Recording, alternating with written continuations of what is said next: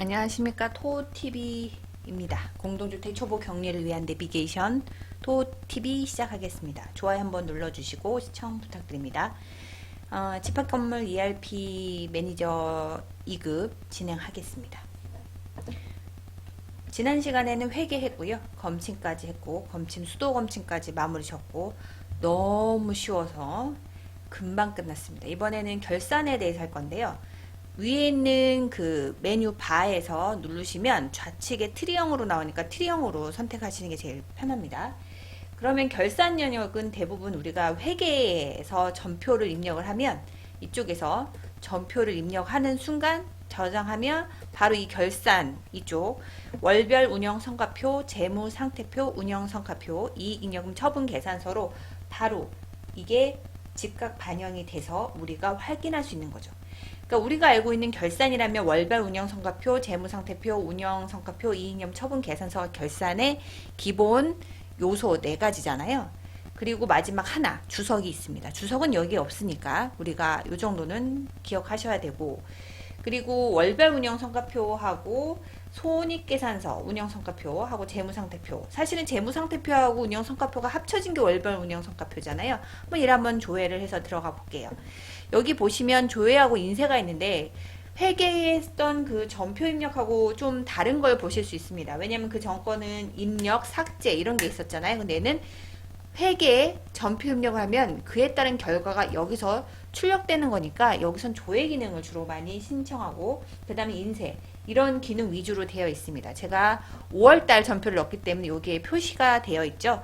관리 비용과 관리 수익과 그 다음에 요 비용들을 합친 금액, 이게 바로 총손익, 이게 수익과 비용을 뺀 금액인데 어쨌든 수익은 말일자 전표 이렇게 넣고 실제 발생한 관리 비용은 1600이기 때문에 여기는 손익이 5800이 떴죠. 이게는 정상이 아니에요. 어쨌든 말일자 전표에서 이 금액을 맞춰야 되니까 지금 넣어 있는 전표는 요거 수정해야 되는 건 맞습니다. 여기 문제 있는 것만 하다 보니까 틀린 건데 실제는 이렇게 하시면 안 돼요. 관리 총손익은 0이 돼야 된다. 얘는 0이 맞습니다. 그리고 또 하나 말씀드릴 게, 요거 월별 운영성과표를 좀 밑으로, 얘는 월별이잖아요. 그럼 원래는 실제는 우리는 학기잔액 시산표가 있어요. 이게 월별로 실제 썼던 것들인데 우리는 실무상에는 학기잔액 시산표를 더 많이 씁니다.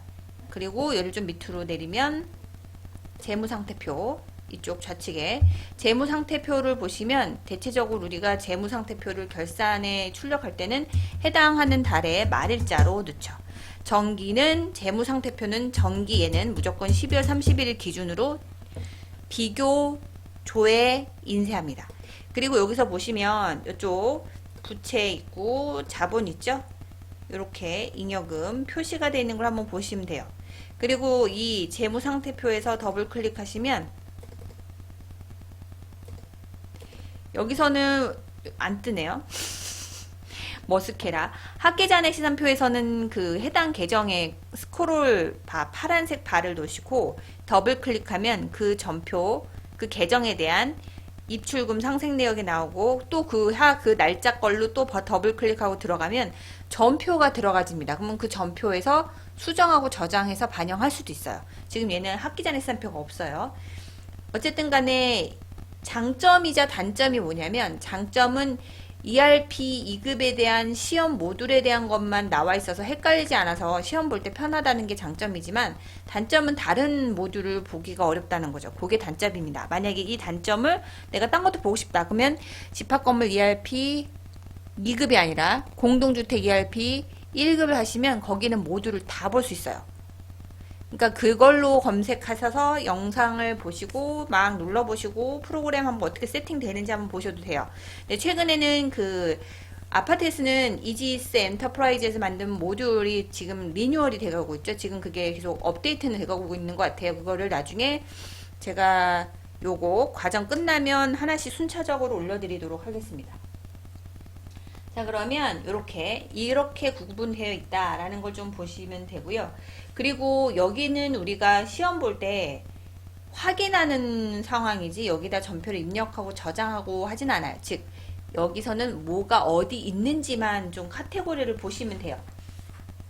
그리고 운영성과표 여기는 똑같아요. 월별 운영성과표하고 똑같은데 얘는 운영성과표는 얘는 누적으로 볼 수 있다는 거죠. 아까 거는 달별로 확인하는 거고 얘는 2022년 5월 30. 운영성과표는 정기 비교 기간은 똑같은 기간으로 합니다. 재무상태표만 전기 말일자지만 12월 31일이지만 운영성과표는 똑같은 기간으로 비교하기 때문에 같은 날짜로 하시면 됩니다. 요걸로 확인하시면 되고, 그리고 잉여금 처분계산서라는 게 있는데 실제 실무상에서는 얘를 입력하진 않아요. 여기서는 기간을 수기로 넣지 않고 이렇게 바로 확인합니다. 선택을 하는 거죠. 1기, 2기 뭐 이런 식으로 조회하고 들어가면 단기 순손익이고 전기 2월 잉여금 뭐 적립이입에 이거를 우리가 넣어서 저장할 수 있긴 한데 실제는 여기다가 넣지는 않아요. 왜냐하면 잉여분 처분 계산서는 얘는 그냥 보조적으로 보는 거지 쓰는 데는 별로 없어요. 그리고 시험 문제도 잉여금 처분 계산서 넣으라는 건 제가 지금 훑어는 보고 있는데 아직까지는 없는 것 같고, 그래서 얘 같은 경우는 실무는 쓰지 않는다. 근데 이런 모듈은 있다는 것만 알고 계시면 될 것 같습니다. 요 정도. 그리고 그 다음 모듈 쓴 게 부가죠. 부가 가면 기본은 부가 기초작업으로 부가는 한 달치에 대한 비용에 대해서 구분 소유자한테 고지서를 발부하고 그 금액을 그대로 회수하는 거죠. 얘도 마찬가지입니다. 공동주택하고 똑같아요. 여기서 저장만인데 원래 조회를 하죠. 어쨌든 행추가 해서 그 기간을 넣는 거죠. 얘가 약간 전산이 뻥 나면 이렇게 보여지는 게 좀 틀어질 수는 있어요. 부가 연월 2022년 5월이죠. 5월 1일부터 5월 31일까지 해서 다음 달 6월 30일까지. 만약에 이 납부 마감일이 은행의 휴무일인 빨간 날이면 그 다음 날로 설정하셔야 됩니다. 그리고 부가 마감은 마감할 때 얘가 전산이 들어오는 거지 이건 우리가 하진 않아요. 이 상태로 저장 누르시면 기본적으로 5월달 부가 산출 기간은 5월 1일부터 5월 31일 걸로 적용한다라고 기초 시작하겠다라는 세팅을 들어간 거예요. 그리고 나서 우리가 들어가는 거는 바로 뭐다? 부가 차례다. 여기서 보시면 사실은 그 부가가치세가 있어야 되는데 여기는 실제는 없어요. 원래는 있어야 되는 게 맞고, 왜냐하면 집합건물이나 공동주택이 아닌 집합건물에는 입주민들한테 부가가치를 부과하잖아요. 그래서 그게 있어야 되는데 얘는 현실적인 지금 봤을 때는 없습니다. 그리고 이제 순서를 먼저 볼까요? 여기서 보면 순서를 체크를 하셔야겠는데 잠깐만요. 얘를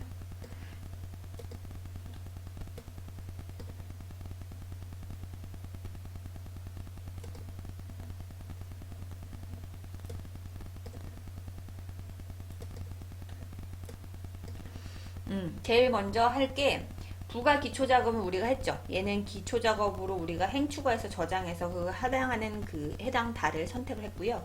부가 처리에서는 이제 조회를 먼저 눌러요.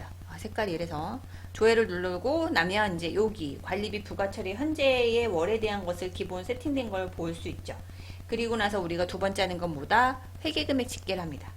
회계금액 집계는 그 계정에 이 부가에 되어 있는 거하고 선택된 게 똑같은 걸 맞춰서 그 우리가 발생된 회계금액을 얘가 다 불러와줘요. 근데 문제는 회계금액이지 회계금액이 아닌 거를 불러오진 않죠. 그게 대표적인 뭐다? 세대 전기료 이런 거, 전기료, 수도료 이런 것들은 불러와지지 않습니다. 얘는 주로 어떻게?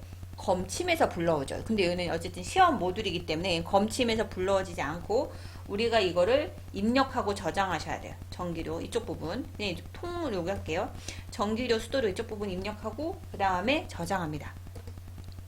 그리고 나서 우리는 단가 처리하는 거죠.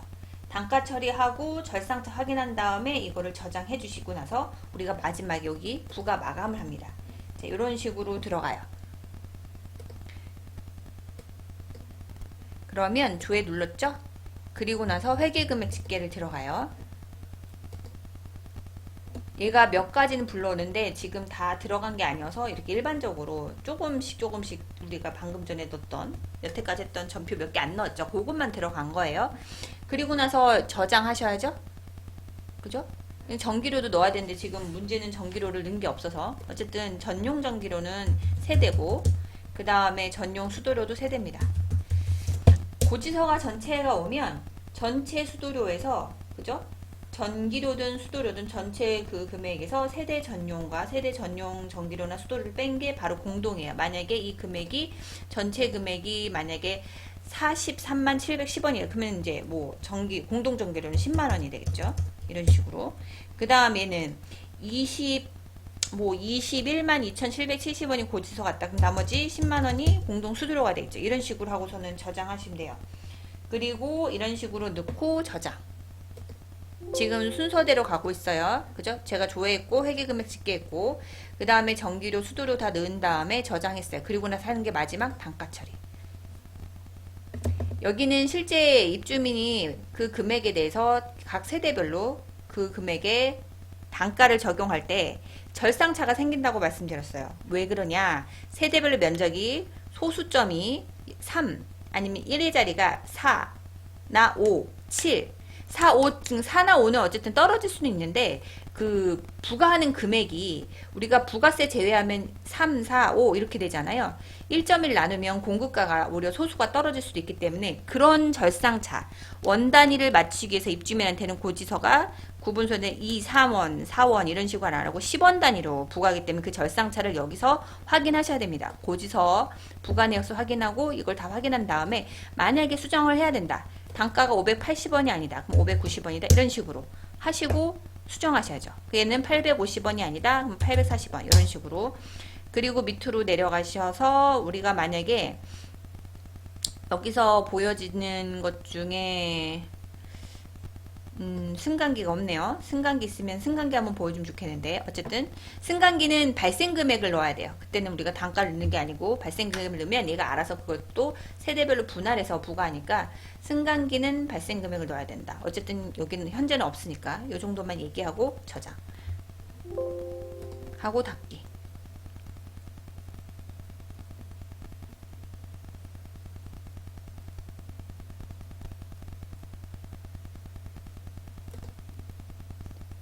하고 다시 조회를 누르시면 지금 보시면 여기 부가금액이 떴죠. 아까는 보이지 않았던 게 그죠? 이런 식으로 얘는 부가 차액이 없어요. 그죠? 근데 공동정교는 제가 단가를 바꿔버렸기 때문에 부가 차익이 좀 생겼죠. 그리고 이런 식으로 하다가 만약에 내가 틀렸어요. 그러면 다시 수정을 해야겠죠. 그럴 때는 만약에 그 뭘로 할까요? 청소비를 만약에 넣어야 된다. 그러면 어떤 걸 수정할까요? 하면 7만원? 이렇게 얘를 수정을 할 거예요. 그러면 이럴 때는 다시 저장을 누르죠. 저장을 누르면 얘가 바뀌지 않아요. 그럴 때는 어떻게? 얘를 선택하셔서 재부과를 선택하시고 그 다음에 다시 단가 처리 갑니다. 그럼 얘가 7만원이죠. 그죠? 지금 형세 총부가액이 7만원이고 부가차액이잖아요. 그래서 얘는 다시 요걸 선택하신 거를 수정하신 거를 확인하시고 다시 단가 처리하고 저장하고 닫기. 그리고 다시 조회하면 지금 부가차익이 안 뜨죠. 수정한다. 수정할 때 다른 색으로 알려드릴게요. 수정할 때는 내가 수정하고 싶은 값을 집어넣어요. 그죠? 하고 싶은 값을 적용을 해서 입력하고 그리고 다시 저장한 다음에 다시 재부가 선택하시면 돼요. 재부가에서 저장하고 나서 다시 조회하면 얘가 바뀌어집니다. 이렇게 하시면 돼요. 자, 그러면 여기까지만 해도 이거는 누워서 봐도 술술 풀어질 수 있겠죠? 자, 그러면 다음에는 부가명세서에 대한 그 모듈에 대해서 여기 마지막 모듈을 설명해 드리고 그 다음부터는 모의고사를 쭉쭉쭉쭉쭉 진도 한번 뽑아 보겠습니다. 자, 그러면 여러분 오늘도 내가 원하고 바라는 순간순간을 느끼시길 바라며 그거는 본인의 영향력 아닌 지금 현재 있으니까 여러분들이 잘 생각하고 선택하시고 행동하시면 되겠습니다. 어쨌든 여러분 실력을 키우고 화이팅! 좋아요, 구독 부탁드립니다. 또 뵙겠습니다. 감사합니다.